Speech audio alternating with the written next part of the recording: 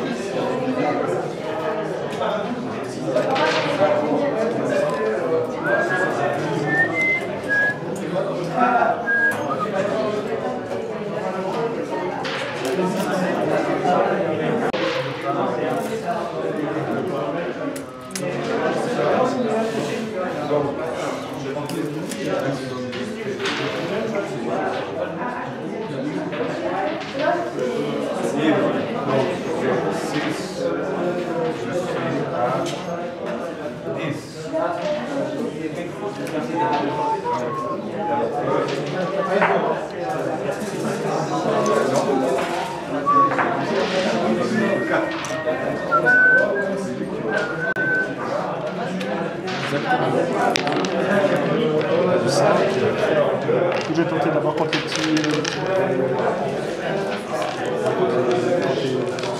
La ligne. Donc les albardiers de l'Empire qui la sont ça. Ouais, c'est pas mal.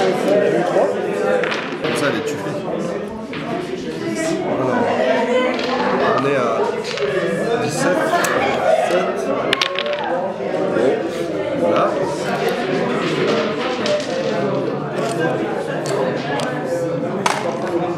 Le lead doit faire 5. C'est bon.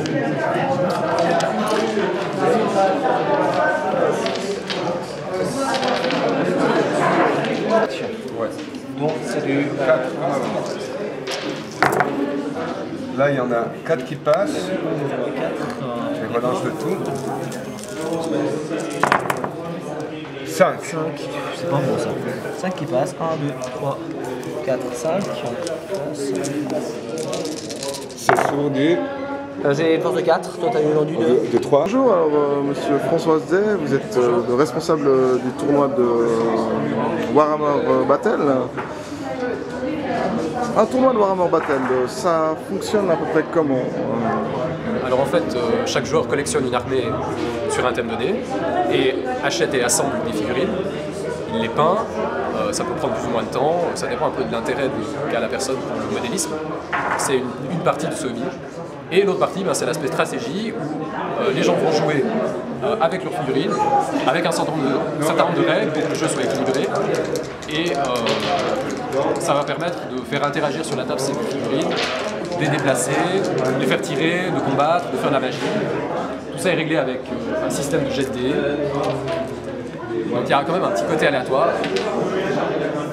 Mais quand même, on peut dire que l'aspect stratégique ressemble un peu aux échecs, avec une assez grande importance au placement, au déplacement des figurines, à une stratégie quand même.